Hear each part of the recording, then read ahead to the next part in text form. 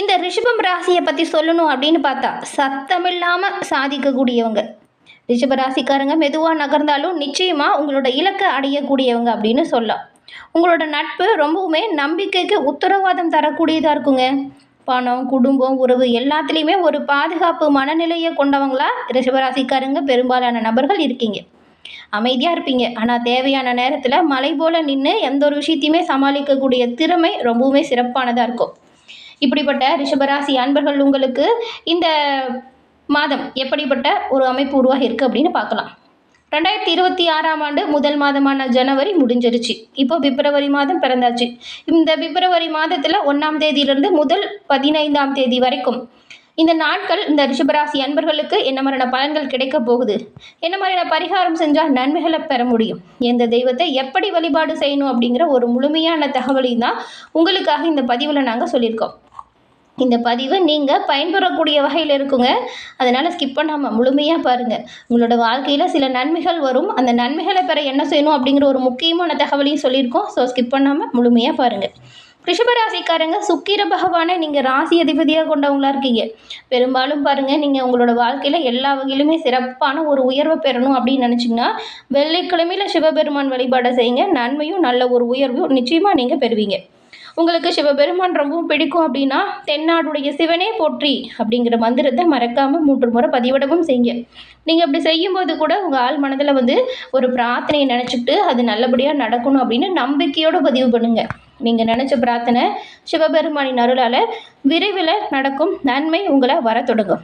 எல்லா வகையிலுமே சிறப்பான உயர்வு பெற உங்களுக்கு வாழ்த்துக்களையும் உங்களுக்காக சிவபெருமானிடம் நாங்கள் பிரார்த்தனையும் செஞ்சுக்கிறோம்.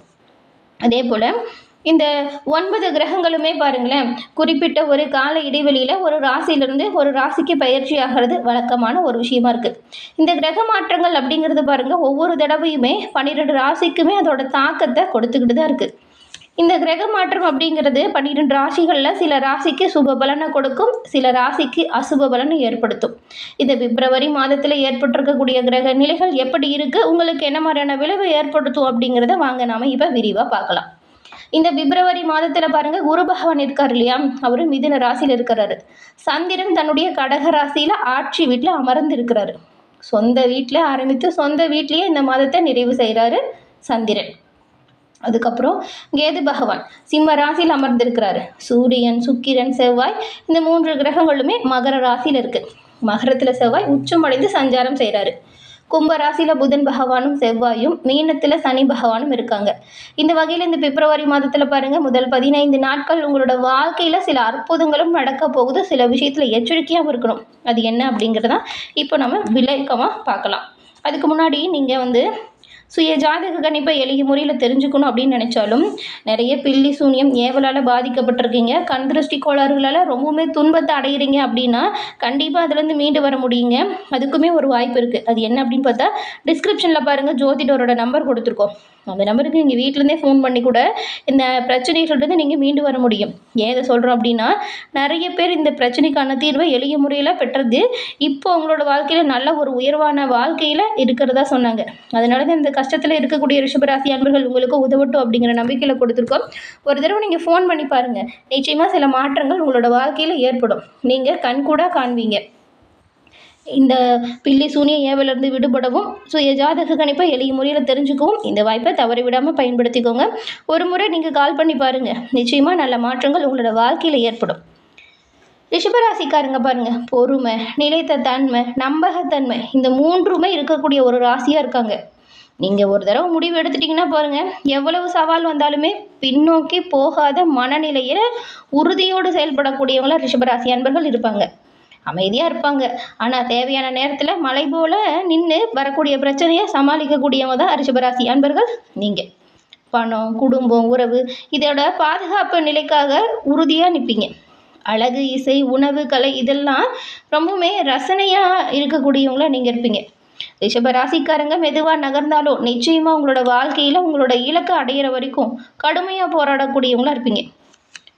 அதனால தான் முதல் சொன்னோம், சத்தம் இல்லாமல் சாதிக்கக்கூடியவங்க ரிஷபராசி அன்பர்கள் அப்படின்னு சொல்லி. இப்படிப்பட்ட உங்களுக்கு இப்போ பார்த்த கிரக அமைப்பால் என்ன மாதிரியான மாற்றங்கள் ஏற்பட போகுது, என்ன மாதிரியான விஷயங்கள் சாதகமாக இருக்கும், என்ன மாதிரியான விஷயம் பாதகமாக மாறும் அப்படிங்கிறத வாங்க இப்போ பார்க்கலாம்.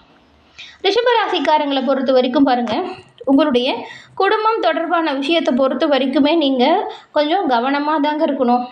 குடும்பம், குழந்தை குட்டிங்க, அம்மா அப்பா, உங்கள் வாழ்க்கை துணை இவங்களை பொறுத்த வரைக்கும் உங்களோட பேச்சோ இல்லையோ அவங்களோட பேச்சோ தேவையில்லாமல் கோபத்தை கொடுக்கும்.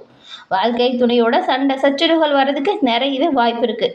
முடிஞ்ச அளவுக்கு நீங்கள் பாருங்கள், கோபத்தை குறைச்சிக்கோங்க. நிதானமாக செயல்படுங்க. விட்டு கொடுத்து அனுசரித்து போகிறது நல்லது. விட்டு கொடுக்குறவங்க என்றைக்குமே கெட்டு போகிறது கிடையாது. வாழ்க்கை துணையோட கொஞ்சம் இணக்கமாக இருங்க.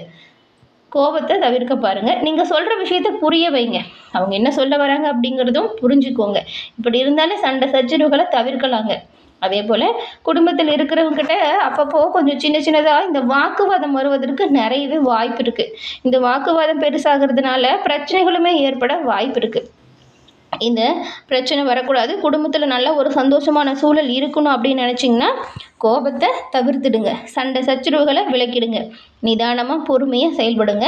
ஏன்னா குடும்பத்தில் இருக்கிறவங்களோட ஒத்துழைப்பு உறுதுணை உங்களுக்கு பக்கபலமாக இருக்கும். சண்டை சச்சரவுகளில் ஈடுபடாமல் இருந்தால் நல்லது. அதே போல் குடும்பத்தில் நீங்கள் உங்கள் குடும்ப பிரச்சனையில் முடிஞ்ச அளவுக்கு மற்றவங்கள தலையிடாமல் பார்த்துக்கோங்க. இதுதாங்க இருக்கிறதுலே ரொம்ப இம்பார்ட்டண்டான விஷயம். ஞாபகம் வச்சுக்கோங்க. மற்றவங்க குடும்ப விஷயத்தில் நீங்கள் தலையிடாதீங்க. உங்கள் குடும்ப விஷயத்தில் மற்றவங்கள தலையிட வைக்காதீங்க. குடும்ப ரகசியத்தை பற்றி யாருக்கிட்டையும் சொல்லாதீங்க. ஏன்னா உங்கள் முன்னாடி ஆறுதலாக பேசுகிற மாதிரி பேசிட்டு உங்களுக்கு பின்னாடி அதையவே கேலி கிண்டல் செஞ்சு பேசுவாங்க. இந்த ஒரு வாய்ப்புக்கு நீங்கள் யாருக்கும் இடம் கொடுக்காதீங்க. யாரோட தலையீடும் உங்களோட குடும்ப சூழலில் வேண்டாம். மற்றவங்க குடும்ப விஷயத்தில் நீங்கள் தலையிடாமல் இருக்கிறது உங்களுக்கு எந்த ஒரு டென்ஷனும் ஏற்படாமல் பார்த்துக்கும். ஆண்களாக இருந்தால் பெண்கள் விஷயத்துலையும், பெண்களாக இருந்தால் ஆண்கள் விஷயத்துலையும் ரொம்பவுமே கவனமாக இருக்கணும். அதே போல் இப்போ தொழில் வியாபாரம்லாம் நல்லா நடக்குங்க. சூழல் நல்லா இருக்குது கிரக அமைப்பு பார்க்குறப்ப. அதனால் முழு மனதாக தொழில் வியாபாரத்தை விரிவுபடுத்த என்ன செய்யணும் அப்படிங்கிறத கவனமாக செய்யுங்க. அதே போல் பெரிய அளவில் முதலீடு செய்யும்போது எல்லாம் சரியாக இருக்கா அப்படின்னு செக் பண்ணி பண்ணுங்கள். பழைய கடன்களை இதனால் நீங்கள் அடைக்க முடியும். கடன்களை அடைச்சி முடிக்கிறதுக்கான அனைத்து முயற்சிகளையும் நீங்கள் செய்யுங்களேன். வெற்றி வாய்ப்பை நீங்கள் நிச்சயமாக பெறுவீங்க. சோர்வுக்கு இடம் தராதீங்க. கடுமையாக உழைங்க. கடுமையாக உழைக்கிறதுக்கு ஏற்ற பலன் உங்கள் கை மேலே சேரும். ஏன்னா அவ்வளவு அற்புதமான நாட்களாக இந்த 15 நாட்கள் அமைஞ்சிருக்கு. அதே போல் தொழில் வியாபாரம் மட்டும் இல்லை, உடல் ஆரோக்கியத்திலுமே பின்னடைவு இருந்துச்சுன்னா அது நீங்கும். மருத்துவ செலவு குறைவதற்கு வாய்ப்பு இருக்குது. ரொம்பவும் பெருசாக நினச்சிட்டு இருந்த பிரச்சனை ரொம்பவும் சிம்பிளாக முடிகிறதுக்கான வாய்ப்பு தான். அடிவயிறு, இந்த கை கால் வலி கொஞ்சம் பிரச்சனை மட்டும் இருக்கும். ரொம்பவுமே இது தொல்லை கொடுத்துட்டு இருந்திருக்கும் கடந்த காலத்தில். இந்த பிரச்சனையிலிருந்து விடுபட்டு வரக்கூடிய யோகம் இருக்குது. இந்த ரிஷபராசிக்காரங்க உங்களோட தொழில் வியாபாரத்தை தடை வராமல் நன்மையை பெற உங்கள் குலதெய்வ வழிபாடை வெள்ளிக்கிழமையில் செய்யுங்க. இது இன்னுமே நல்ல பலன்களை ஏற்படுத்தும். உங்களுக்கு வரக்கூடிய நன்மைகளை இரட்டிப்பாக்கக்கூடிய யோகம் குலதெய்வத்தின் அருளால் உண்டாகும். இந்த பதிவு பார்த்துட்டு இருக்கிற ரிஷபராசி அன்பர்கள் உங்கள் குலதெய்வம் என்ன தெய்வம் அப்படிங்கிறதும் சேனல் கமெண்ட் பாக்ஸில் தெரிவிங்க. குலதெய்வத்தின் அருளால் எல்லாமே நல்லதாக நடக்க நம்ம எல்லோரும் ஒன்று சேர்ந்து பிரார்த்தனை செஞ்சுக்கலாம். அதே போல் கிரக அமைப்பு நல்லா இருக்குங்கிறதுனால மனதுக்கு பிடிச்ச இடங்களுக்கு செல்வதற்கான யோகம் இருக்குது. அது என்னவாக இருக்குன்னா, இந்த குடும்பத்தோடு சேர்ந்து ஏதாவது சுற்றுலா போகிறது, ரொம்ப நாளாக ஏதாவது ஒரு இடத்துக்கு போகணுன்னு பிளான் பண்ணியிருப்பீங்க, அது நடந்திருக்காது. அந்த இடத்துக்கு போகிறது, கோவில் குளம் செல்வதற்கான வாய்ப்பு நிறையவே இருக்குது. வேறு மொழி பேசுகிற மனிதர்களால் உங்களுக்கு நல்ல ஒரு ஆதாயம் ஏற்படும் வாய்ப்புமே இருக்குங்க. அசையும் அசையா பொருள் சேர்க்கையும் இருக்குது. முதலீடுகளை பொறுத்த வரைக்கும் எந்த ஒரு குறைவும் ஏற்படாது. உங்களுக்கு இப்போ பாருங்கள், தனிப்பட்ட முறையிலையுமே நல்ல ஒரு செல்வாக்கு அதிகரிக்கக்கூடிய யோகம் அப்படின்னு சொல்லலாம். நீங்கள் எந்த அளவுக்கு முயற்சி செய்கிறீங்களோ அந்த அளவுக்கு நல்ல ஒரு முன்னேற்றத்தை ரிஷபராசி அன்பர்கள் நீங்கள் இப்போ பெற போகிறீங்க. அதே போல் வண்டி வாகனம் இது தொடர்பாக இருந்து வந்த பாதிப்பு பிரச்சனை இப்போ தீருது. நிறைய பேர் உங்கள் புதிய தொழிலில் நல்ல ஒரு முதலீடை எதிர்பார்த்து காத்துட்ருக்கிறவங்களுக்கு அது நல்லா கிடைக்கும். முதலீடுகளில் நல்ல ஒரு யோகம் இருக்குது. நன்மைகள் நடக்கக்கூடிய காலகட்டமாக இந்த பிப்ரவரி மாதம் உங்களுக்கு அமைஞ்சிருக்கு.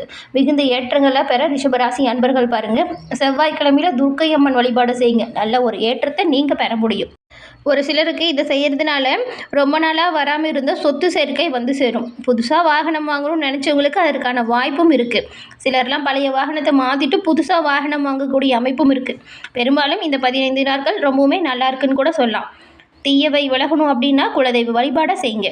கோபத்தை குறைச்சிக்கோங்க. விட்டு கொடுத்து அனுசரித்து போகிறதுனால நன்மைகளையும் நல்ல ஒரு உயர்வையும் நீங்கள் நிச்சயமாக பெற முடியும். எல்லோரிடத்திலும் அன்பு செலுத்துங்க. அன்பு பல மடங்கு உங்களை சேரும்.